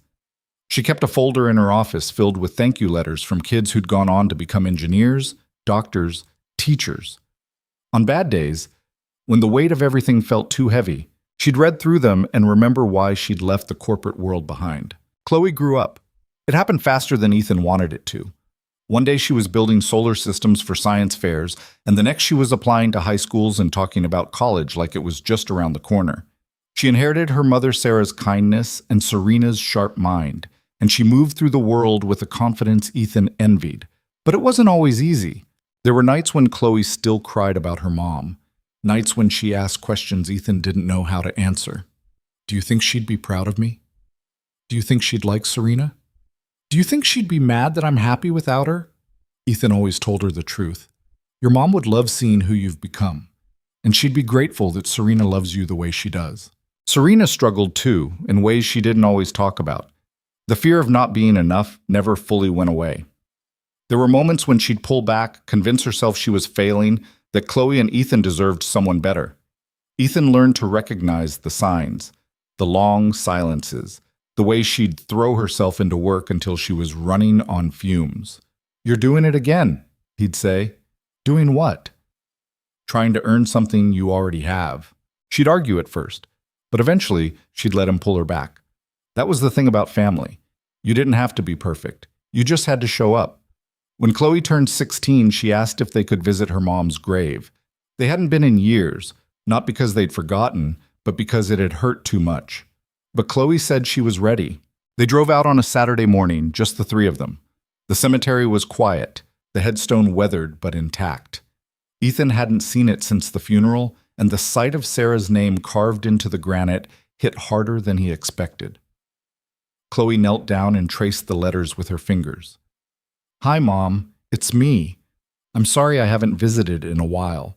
Life's been good. Really good, actually. And I wanted you to meet someone. She looked up at Serena, who was standing a few feet back, her arms wrapped around herself. This is Serena. She's my other mom now. I know that might sound weird, but it's true. She's been taking care of me and Dad, and I think you'd really like her. She's smart and funny, and she helps me with my homework even when I'm being difficult. Serena's eyes filled with tears. Chloe kept talking. I miss you every single day, but I also know you'd want me to be happy. And I am. Dad is too. We found a family again, Mom. I hope that's okay. The 3 of them stood there for a long time, letting the silence settle around them. When they finally left, Serena reached for Chloe's hand. Thank you, Serena said quietly. For what? For letting me be part of this. For trusting me with something so important. Chloe squeezed her hand. You earned it. That night, after Chloe went to bed, Ethan found Serena sitting on the back porch, staring out at the yard. He sat down next to her. You okay? I keep thinking about what she said, about Sarah wanting her to be happy. She did. She would. I know. But I also keep thinking about how fragile all of this is. How easily it could have gone differently. If you hadn't answered that letter, if I hadn't taken a chance on you, if either of us had walked away when things got hard. Ethan pulled her close. But we didn't. And that's what matters. Serena leaned into him. I used to think love was something you had to earn, that if you weren't perfect, people would leave. But you and Chloe taught me something different. You taught me that love is just showing up, even when it's messy, even when you're scared. You taught me that too. She looked up at him. Did I? Yeah, you taught me it's okay to start over, that losing someone doesn't mean you stop living. that happiness isn't something you have to feel guilty about. They sat there in the quiet, listening to the sound of crickets and distant traffic. And Ethan realized something he'd been too close to see before. This was what healing looked like. Not a straight line, not a perfect arc, just two broken people learning how to build something new from the pieces they had left. When Chloe graduated high school, she gave a speech at the ceremony. Ethan and Serena sat in the audience, holding hands, while she stood on stage in her cap and gown and talked about resilience. "I lost my mom when I was 8 years old," she said, her voice steady and clear. "And for a long time, I thought that loss defined me, that I'd always be the girl whose mom died. But then my dad taught me that grief doesn't have to be the end of the story.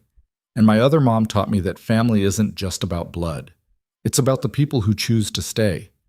She looked directly at them, and Ethan felt his throat tighten. So to everyone out there who's lost something or someone, who feels like they'll never be whole again, you will. Maybe not in the way you expected, maybe not in the way you planned, but you will. Because there are people out there waiting to love you. You just have to let them. The applause was deafening, but all Ethan could see was his daughter. Strong, brave, and so much like the woman who'd raised her for the first 8 years of her life. After the ceremony, they took pictures and ate cake and celebrated with the kind of joy that only comes from surviving something hard together. Later that night, Chloe found Ethan sitting alone in the living room. "You okay, Dad?" "Yeah, just thinking." "About what?" He smiled. "About how proud I am of you. About how much you've grown. About how lucky I am to be your dad." Chloe sat down next to him. "I'm the lucky one. You and Serena saved me." "We didn't save you. You saved yourself."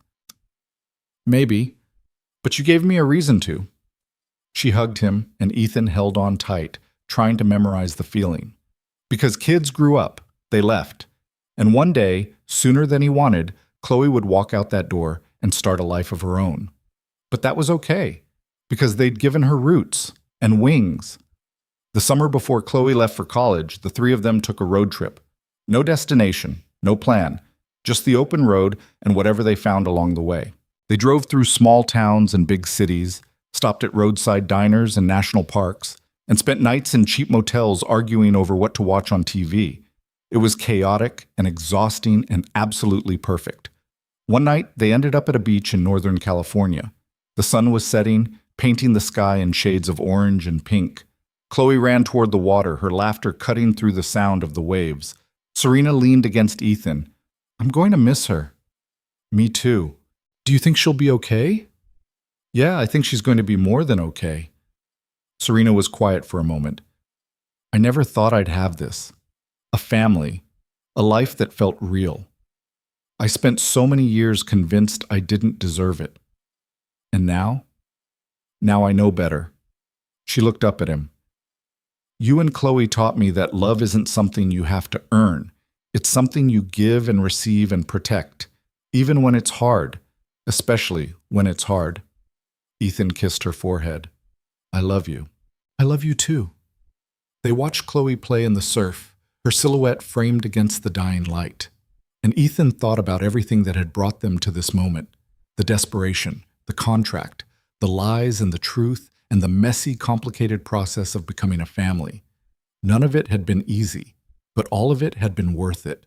When they got back home, Ethan found an envelope on the kitchen counter. It was addressed to him in handwriting he didn't recognize. Inside was a letter. "Mr. Vale, you don't know me, but you changed my life. 3 years ago, you hired my brother to work for your company. He'd been in and out of jail, couldn't get a job anywhere, and was about ready to give up. You gave him a chance when no one else would. He's been clean for 2 years now. He's got an apartment, a steady income, and a future. I wanted you to know that. People like you don't come around often. Thank you for seeing him when everyone else looked past him." Ethan read the letter twice, then set it down carefully. Serena walked in. "What's that?" He handed it to her. She read it in silence, then looked at him. "You didn't tell me about this." "I didn't think it was a big deal." "It is. You're changing people's lives, Ethan." "I'm just giving guys a job." "No, you're giving them hope. There's a difference." Ethan shrugged, uncomfortable with the praise. But later that night, lying in bed, he thought about the letter. about the small ways people could make a difference, about how one decision, one act of kindness could ripple outward in ways you never saw. Maybe that was the point, not to fix everything, not to save everyone, just to do what you could with what you had, and trust that it mattered. The night before Chloe left for college, they had dinner together one last time. It was nothing fancy, just takeout and bad jokes and the comfortable chaos of family. After Chloe went upstairs to finish packing, Serena and Ethan cleaned up the kitchen in silence. "She's going to be fine," Ethan said. "I know. So why do I feel like I'm losing her?" Serena set down the dish she was washing and turned to face him. "Because you love her, and love always feels like loss when someone you care about moves forward. But that's the whole point, isn't it? We raise them to leave. We give them everything we have so they can build lives that don't need us anymore." "That's depressing," she smiled. "It's life, and it's beautiful.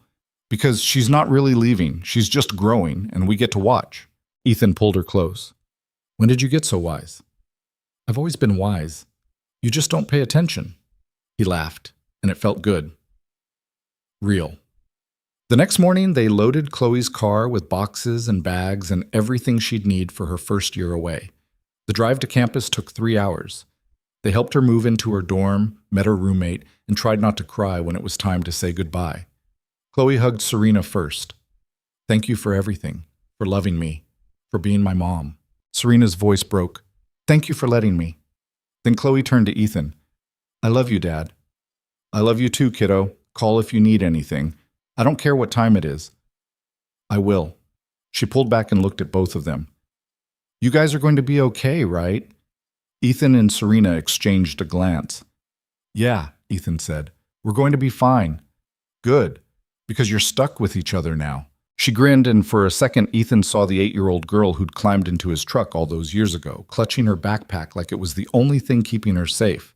Now she was 18, confident, ready, and he had to let her go. The drive home was quiet. Serena cried. Ethan focused on the road and tried not to fall apart. When they got back to the house, it felt too big, too empty. They sat on the couch, neither of them knowing what to say. Finally, Serena broke the silence. "So what now?" Ethan looked at her. "What do you mean?" "I mean, we've spent the last 7 years building a life around Chloe, and now she's gone. So what do we do?" Ethan thought about it, about the life they'd built, about the scars they carried and the love they'd fought for. "We keep going," he said. "We figure out what comes next, together." Serena leaned her head on his shoulder. "Together sounds good." And it was, because they'd learned something important over the years. That love wasn't about perfection. It wasn't about having all the answers or never making mistakes. It was about showing up, about choosing each other even when it was hard, about building something worth keeping and protecting it with everything you had. They'd started as strangers bound by a contract, but somewhere along the way they'd become something real, a family, a team, a home, and that was more than enough.